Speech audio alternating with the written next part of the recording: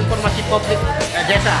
Dan tahun ini dengan proses yang cukup panjang, dengan indikator yang ada, Desa Kawu terpilih mewakili wilayah tengah, yaitu Bali, Sulawesi, Kalimantan Timur, berlaga di perlombaan level nasional.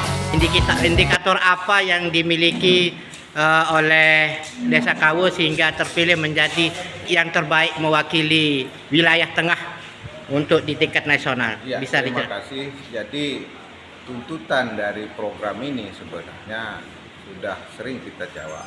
Tapi ada 4 hal yang menjadi titik poin di sini. Yang pertama regulasi, yang kedua komitmen, yang ketiga SDM, yang keempat inovasi. Oke. Jadi keempat ini menjadi syarat mutlak kita dalam ikut mengukur apa menjadi indikator kita dalam ikut lomba PPID ini atau Lomba PPID. Ya. Apa itu PPID, Pak? Penyedia pengelola informasi Desa ya. Oke. Ya, PPID.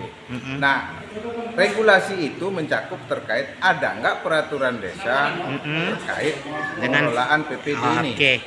Yang kedua Komitmen. SOP-nya okay. kita regulasi sampai SK pelaku di situ ada struktur pengurus segala macam. Nah, alhamdulillah kita sudah penuhi itu. Nah, yang kedua sekarang komitmen. Nah, komitmen ini akan tercermin di anggaran pendapatan belanja desa kita. Oke. Nah, alhamdulillah di beberapa tahun anggaran terakhir banyak isu-isu nasional juga terkait katakanlah stunting, kemudian posyandu, keluarga yang menjadi unggulannya pemerintah provinsi. Isu nasional, kemudian apa namanya kemarin keamanan, karena kita masuk wilayah yang dekat dengan fasilitas nasional kayak bandara, sirkuit ini juga menunjang keamanan ini. Artinya komitmennya sudah terukur dengan anggaran yang sudah program-program yang kita adakan di APBDes itu terkait banyak di situ. Terbaca di situ oleh panitia penilai. Alhamdulillah itu menjadi sebuah komitmen kita dan itu sudah dari beberapa tahun yang lalu sudah kita anggarkan. Berikutnya, Bos? Berikutnya masalah sumber daya manusia. Oke. Jadi sekarang ini pemerintah desa dalam hal informasi publik ini kita mencoba menyebarkan ke semua platform media sosial yang ada. Ada Facebook, ada YouTube ya. YouTube, ada Instagram, ada WA group segala macam supaya tercerahkan semua. Dan pelaku-pelaku yang kita adakan di sini juga kita tingkatkan SDM-nya. Jadi kita ke depan yang kita bicara, kita akan memberikan beberapa keterampilan pelatihan-pelatihan yang lebih ini untuk peningkatan kapasitas. Terutama di perangkat desa ini juga dalam membackup ini program PPID ini untuk melek teknologi kemudian bisa menjadi digitalisasi lah ya. Kan kita upayakan nanti untuk meningkatkan kapasitas, peningkatan pengetahuan tentang digitalisasi. Ya, dari dalam konteks ini penilaian ini dari sisi SDM sudah terjawab ya. Terakhir, Bos, tentang indikator yang terakhir. Indikator inovasi. Apa inovasinya, Pak? Nah, tidak hanya kemudian kita menyampaikan informasi tentang apa yang kita lakukan desa dalam website itu, tapi lebih kepada bagaimana juga inovasi kita dalam hal pelayanan. Dalam hal pelayanan. Nah, selama ini kita melakukan pelayanan surat menyurat saja di desa itu masih manual. Setelah ini kita integrasikan dan dilegalisasi oleh seperti tadi dalam surat itu di ujungnya itu diterbitkan kominfo segala macam, itu menjadi legalisasi yang termasuk dalam inovasi.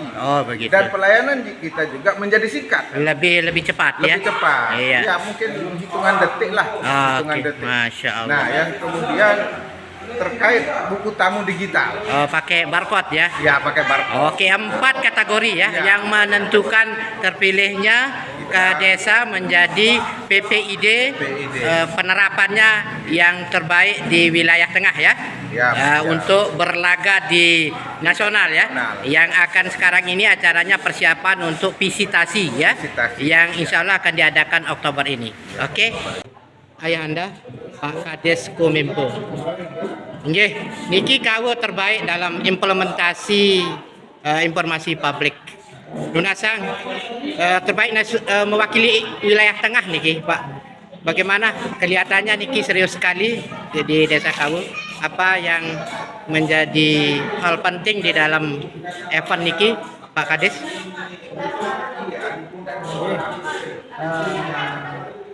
Jadi ini sudah diuji, sudah divisitasi oleh provinsi, Komisi Informasi Provinsi, dan sudah dinilai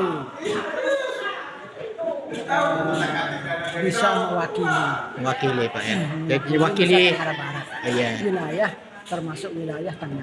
Iya. Dari wilayah tengahnya ada 4 yang diambil, termasuk ada desa Kawul. Ya, Sulawesi, Kalimantan, kita lihat Bali, Pak. Kemudian kita sudah mengisi kuesioner yang diberikan oleh provinsi maupun pusat. Dan itu sudah kita isi sesuai dengan kenyataan dan real yang ada di kita. Sesuai dengan apa yang disampaikan. Dan kita sudah sampaikan dan kita isi sesuai dengan kenyataan itu. Masya Allah. Dan berdasarkan penilaian mandiri dari pusat dan provinsi, kita sudah masuk ke 10 besar secara nasional. 10 besar nasional. 4 besar di wilayah tengah. 4 besar wilayah tengah. Dan sekarang ini kita sedang rapat persiapan untuk visitasinya. Uji lapangan. Lapangannya. Apakah benar apa tidak. Oh gitu. Dan kita sudah siap dengan itu. Jadi kabupaten backup betul ini desa desa Kawul. Ini kita berbicara nama desa, Masya Allah. nama kecamatan, lebih khusus nama kabupaten kita di tingkat nasional. Dan kita harus berusaha dan kita harus bagaimana caranya supaya semaksimal mungkin kita lakukan. Masya Allah. Dan insya Allah nanti akan kami lapor ke Pak Bupati, Pak Wakil Bupati, Pak Sekda selaku pengambil keputusan di sana untuk bisa kita difasilitasi apa yang bisa difasilitasi desa Kawul. Oke. Apa yang diharapkan kepada desa-desa yang lain agar bisa seperti Kawul ini, Pak? Nah, memang setiap tahun kita pilih beberapa desa, tetapi tahun ini yang terpilih Kawul. Kawul gitu ya? Tahun 2023 ini 3, sebenarnya 10 awalnya. Terverifikasi jadi 3 oleh provinsi. Yang 3 ini Kawul inilah yang menjadi perwakilan untuk dengan objektivitas kuesioner yang sudah dijawab. Oke, terima kasih Pak Kades. Harapan kami yang mudah-mudahan kita paling terbaik. Masya Allah, amin. Nasional, bukan dalam wilayah tapi secara nasional. Isnaini News melaporkan dari Kawul. Assalamualaikum warahmatullahi wabarakatuh.